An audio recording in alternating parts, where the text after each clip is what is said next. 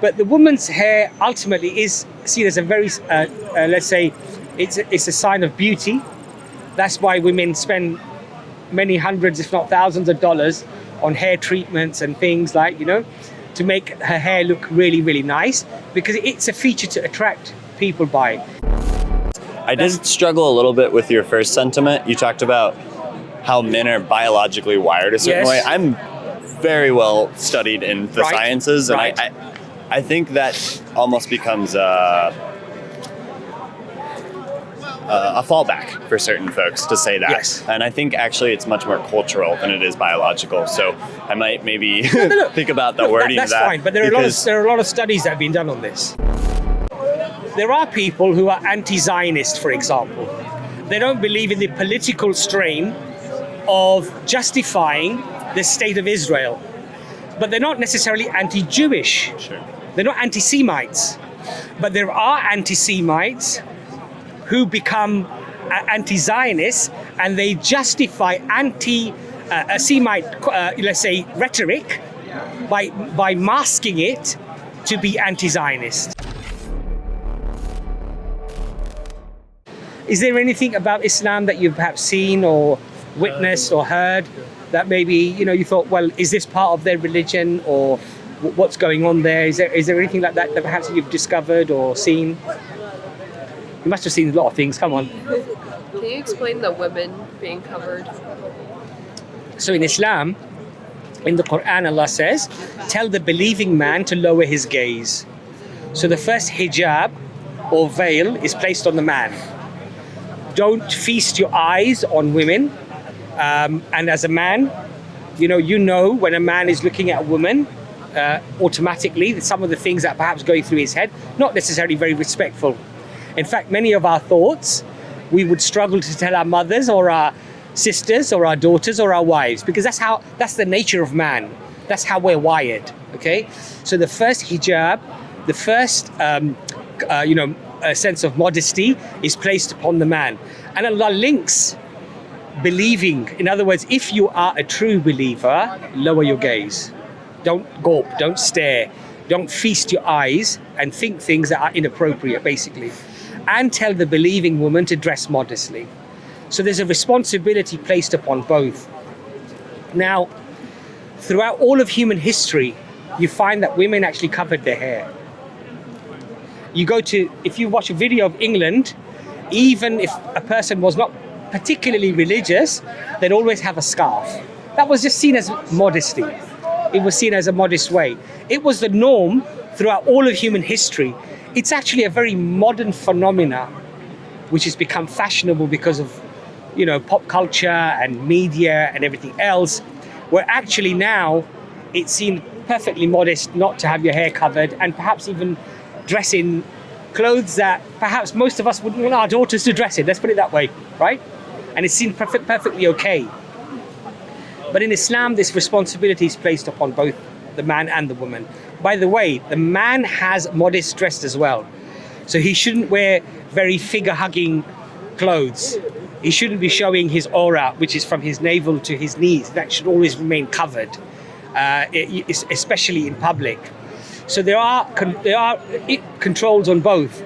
But the woman's hair ultimately is seen as a very, let's say, it's a sign of beauty. That's why women spend many hundreds, if not thousands of dollars on hair treatments and things like, to make her hair look really, really nice, because it's a feature to attract people by. And in Islam, we say that a woman's value is not in the way she looks. It's not in her beauty, but in her taqwa, her closeness to God, and her etiquettes, her manners, her decorum, her intelligence, her capacity to reason and to do things. That is of value. The looks, the outwardly looks, are not what she should be judged by. But today, we basically have thrown that right over. A woman now is valued more on how she looks, and often could be more successful, even in the workplace, because of her beauty rather than her ability. And in Islam, we say that's wrong. It should be what's inside that matters. The substance, the very core of that individual, their values, not what's on the outside. And it's very difficult, you see, to have that as a principle and as a rule if basically the women are dressed in a way, and I'm not just talking about the hair, of course, in a way that would clearly, let's say, not encourage men to treat that person with the respect and the dignity that they should be affording them. Now, I'm not saying that a woman deserves to be disrespected if she's not dressed appropriately. I'm not saying that, because in Islam that would be forbidden. Because you're told to lower your gaze. You're not supposed to be looking at her in the first place anyway. But, you know, we have a 6-second rule, right? We are told that a person will basically judge somebody within 6 or 8 seconds. What are they basing that on? Appearance, right? And we're told, no, don't do that.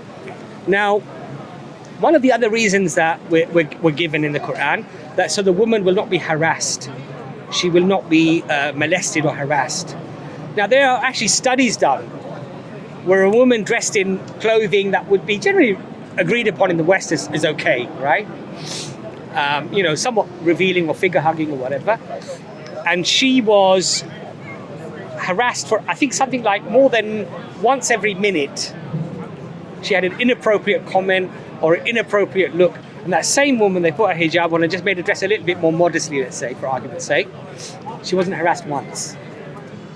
There were studies done where women hid cameras to see how many times they were touched inappropriately in a club. And this woman, I think she afterwards did the count, and it was something like 200 times. Somebody either deliberately brushed past or touched her or whatever. Now in Islam, this is haram, it's forbidden. But this is in a society where there are laws that say that that's prohibited, yet that still is going on. I would say that's inherently disrespectful to a woman. But you see, in the West, we're told it's disrespectful to ask her to dress modestly. And I would say, I'm sorry, but you got it the wrong way round. And ultimately, you know what I say to people? It doesn't matter what I think or what he thinks or she thinks or you think or what anybody thinks. Because our sense of morality or what we find as reasonable is based upon social consensus, generally speaking. If the fashion is this, it's okay. If most of the influencers are doing this, it's generally okay, it's acceptable. And if it's something else, then it moves. It's a very fluid thing. But what we say is that what you need to establish is, did God, the creator of the heavens and the earth, actually tell me to behave in a particular way or not? That's what's important. Because if God didn't, then it doesn't matter whether you wear the hijab or you don't wear the hijab, or you dress in a certain way or you don't dress in a certain way. But if you establish that actually, you know what, I'm convinced that this book is from God, and I'm convinced that God has told me to dress in modesty, and general consensus within scholarship is that this is what is deemed as modest, then I should do that, because the creator of the heavens and the earth has told me to do that.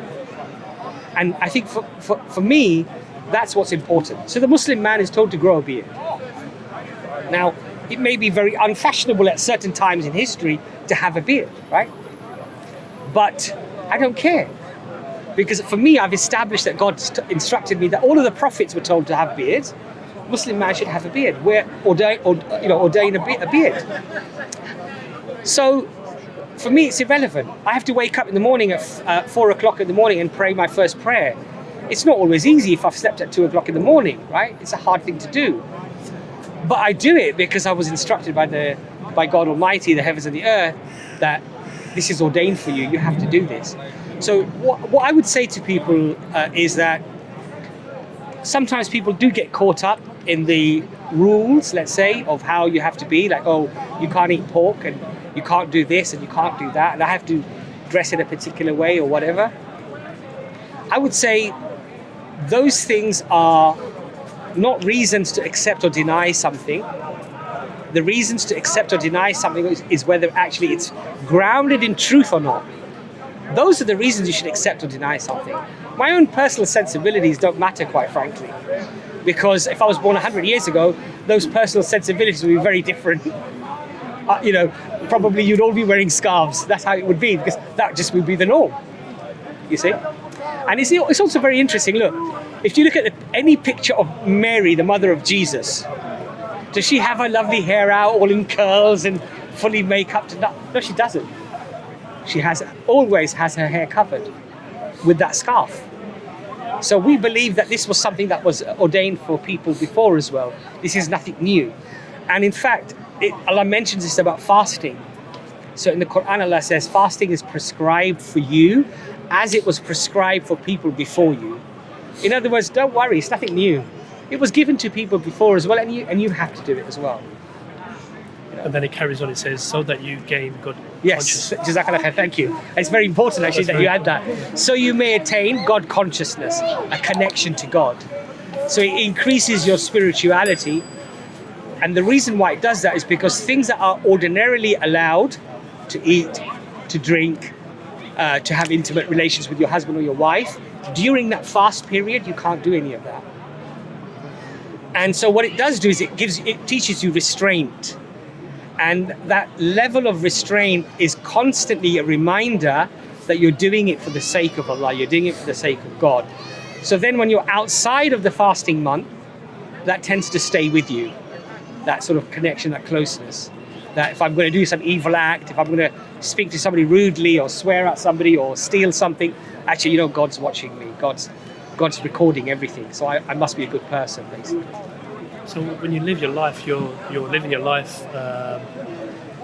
being conscious of God, that God is always aware of your actions.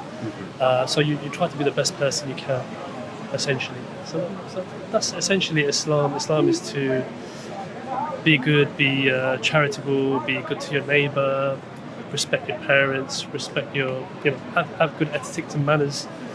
Nobody's perfect, but you try to do as best you can. You aspire to do, and in fact, the Prophet, peace be upon him, said many times, but in particular once he said exclusively, I have not been sent but to perfect your character. It was about polishing the character, improving the character. Everyone really is a gem, but they become muddy, clouded, influenced by the world and its trinkets and its interests and what have you. What Islam does is it polishes the gem and it brings it back to its gleaming, reality.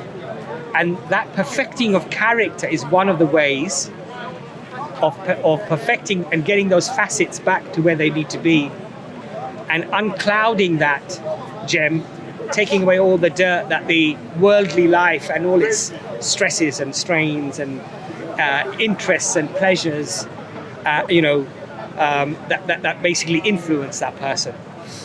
And so that's why you find, it's a very transformative, way of life, because you'll find even in the US, for example, you'll have people who are in prison and they'll come into Islam. And when they come out of prison, from when they went into prison, will be a complete transformation. Because it's now they're not accountable to Joe Biden or the legal system or the police, but now they're accountable to the Creator. So it changes their perspective.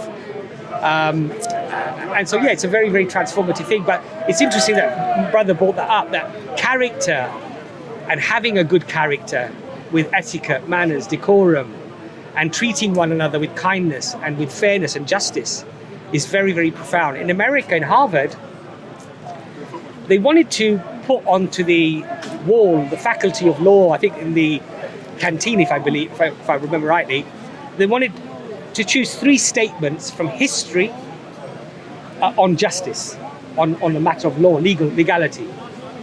And they selected one of the verses from the Quran. And that verse is, O ye who believe, stand up as witnesses to Allah, even against yourselves, against your parents, your kin, whether one is rich or poor. In other words, hold yourself first to account and condemn yourself if you've done something wrong. And even if it's your parents, and even if it's your kin, and even if it's your associates, whether one is rich or poor, regardless, be just. And that statement, now, one could say, well, okay, that's great, but the statement came presumably from a man in a desert who was known for herding goats, a shepherd, just like many of the other prophets were, who was known to be illiterate, and then he comes up with pearls of wisdom that even Faculty of Law, Harvard, for example, is recognizing as one of the 3 most profound statements of justice. Sorry, in Harvard. No, I mean, it's always say you to believe. Say again, I can't hear you, brother. The verse. The verse says, "O ye who believe," Steck, if you could bring it up. I mean, we're at in America. Where in Harvard, in the University of the faculty. Oh, I thought you were saying in No, so in the Faculty of Law, they wanted to choose 3 statements in history that would represent something that was profound within the system of justice, basically.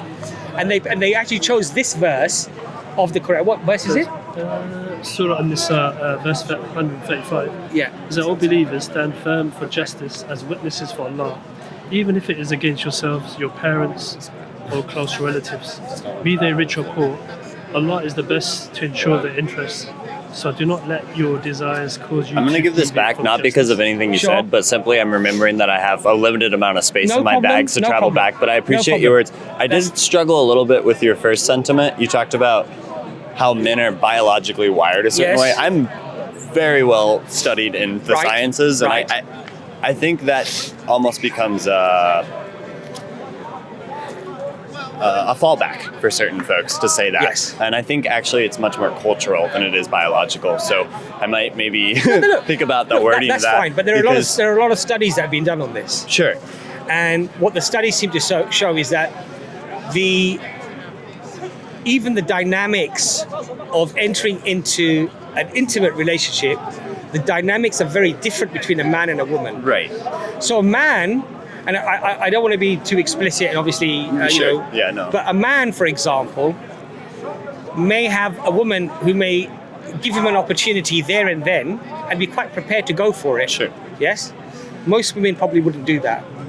I wasn't agreeing with you. Yeah, no, I think a lot of it, once again, is cultural. Like, what I'm trying to say to you is that the very dynamics of how we act and how we are is actually very different. Sure. No, I'm not disagreeing with that. I think, like, we are unique in that sense. But I think the language that you're starting to say becomes a fallback and can actually further perpetuate some issues in cultures.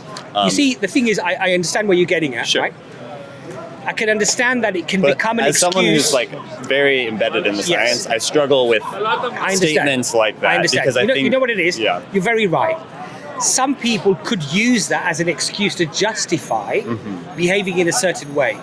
First of all, I believe Islam nips that in the bud anyway, to be fair. Yeah. But secondly, you can have something that is a reality that can be misused as well. Right. So just because someone misuses something doesn't mean it's not the reality. Right. So I'll give you an example. There are people who are anti-Zionist, for example. They don't believe in the political strain of justifying the state of Israel. But they're not necessarily anti-Jewish. Sure. They're not anti-Semites. But there are anti-Semites who become anti-Zionist, and they justify anti-Semite, let's say, rhetoric by masking it to be anti-Zionist. Do you understand my point? But that does not mean that if you're anti-Zionist, you're automatically going to be anti-Semite. But so for example, people might believe that certain cultures, certain people may have certain inclinations or interests because of their culture or whatever, but they might not necessarily be racist. But then you'll get a racist who would perhaps overemphasize that to then make a person lesser or greater in terms of value, and they're masking that and they're hiding it. So what I'm trying to explain to you is that men are different from women, right? And I'm not trying to disagree and with even that. when it comes to intimacy, we're very different actually. Sure. Yeah. But I agree with you that there might be some men who will misuse that then. So for example, there are men who are in my view, are absolutely disgusting. And they'll say, oh, because she was dressed like that, that's why it happened to her. And I would say that you shouldn't say that. You shouldn't say that she somewhat deserved it. because she was dressed like that, or she deserved it because she was a little bit tipsy. Nobody deserves that. But everybody has a responsibility. I wouldn't wear £1 million watch and walk down Soho at midnight, No. because I'd probably get a knife on my throat and the watch taken from me. And it happened to somebody that I know. Literally, when there was a crowd of people on a Saturday night, he had a Breitling watch, not £1 million watch, but there were 4 guys, one put a knife and they stole his watch because they saw the watch. So the point that I'm trying to make to you is that what Islam says is that a woman's value is not in her beauty. Right. And that, I agree. and one of the 100%. reasons is that she may get harassed more and she may potentially get molested more if she's dressed in a particular way. And it's not just about covering of the hair, obviously. Now, that does not mean to say that it's okay for men to do that.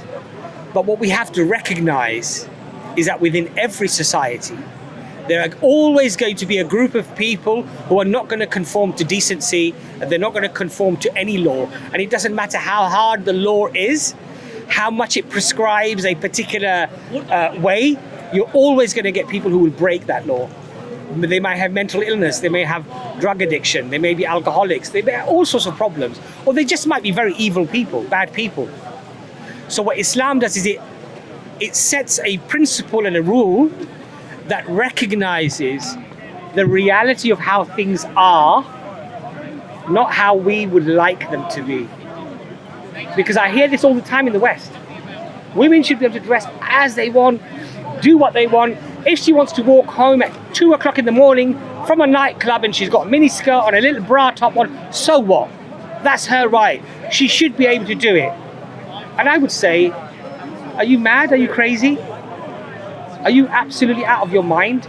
Are you living out of the reality that there are evil people out there? And that, yes, it's wrong for that person to do anything to that person, but if you make it so easy and available for somebody, then unfortunately the reality is that some idiot, some lawbreaker, some pervert has a chance now where maybe before he wouldn't have had the chance. So the responsibility should be on both, of course. Yeah, I understand. So, but I agree with you. I still struggle with the sentiment. Well, yeah. look, I agree with you. And to be honest, I think it also perpetuates shame. Look, in Islam, we don't live in this concept of being in perpetual shame, or the other thing is very important, I think. And in the West, I think we get this wrong a lot. Sure. So when a woman is covering herself up, she says, I am not ashamed of my body. I'm not ashamed of how I look. There's a very big difference between having shame and being ashamed. Because if you're ashamed of your body, you feel inferior. You feel lesser than perhaps somebody else. Okay, but to have shame is to have modesty. There's a difference. The two are not, they shouldn't be conflated. So, and most of us, we have our own limits. Most of us have our own limits as to what we think is modest. What you might decide to wear, what you might decide to wear may be very different from what somebody else might choose to wear. You may look at somebody and actually think, you know what, that's really inappropriate. I mean, there's nothing left for the imagination, right? And if your man is with you, your husband is with you, your son is with you, your boyfriend is with you, whatever, you wouldn't want that person right in their face. You wouldn't want that. So we all have our limits, but what we believe is that the best limit setter, or the setting of those limits, the best person or the best thing to do that is the one that knows you intimately more than you know yourself, which is the Creator. And so if He says this is good for you, then it has to be good for you. But the important thing is that you need to first establish, did the Creator say that? Right. Okay? And so this is why the Quran is a very interesting verse. It says, when Allah and His Prophet have decided on a matter, it is not befitting, it's not correct for you to choose something else. Because if Allah has indeed said this, the Prophet has taught this, then it's not befitting for you to choose something else other than what they told you. But the realization of whether God actually said that is the challenge. And that's what you need to investigate. Sure. That's the first step. Yeah, I agree. And if you're convinced of that, then to be honest, everything else is, well, if God told me to do that and I can establish God did tell me to do that, At that point, it's faith. why here I obey, because I know it's good for me, even if I don't understand it, even if my cultural sensibilities have changed over the centuries and today they're very different from my mother's or my grandmother's, okay? I can't inherently say, as a matter of fact, that my grandmother's values were wrong, because that was her social consensus. Your social consensus is different. Your great-granddaughter may look back at you, okay, and think you were very, why was she doing that? I think that was so wrong. But your social consensus is agreeing on what you're doing today, right?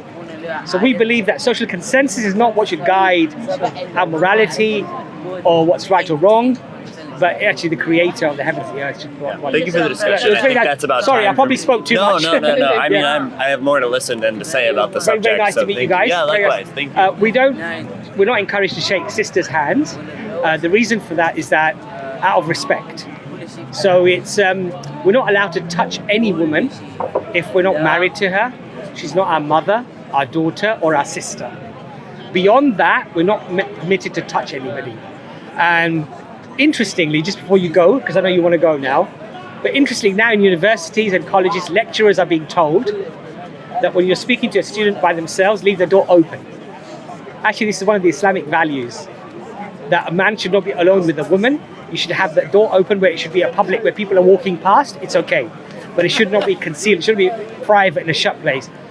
One of the other things that in England we're discussing now is that in corporate companies, they're discussing maybe we should not have handshakes, because sometimes it can potentially lead to issues where a woman feels that it wasn't appropriate the way perhaps her hand was being shaken.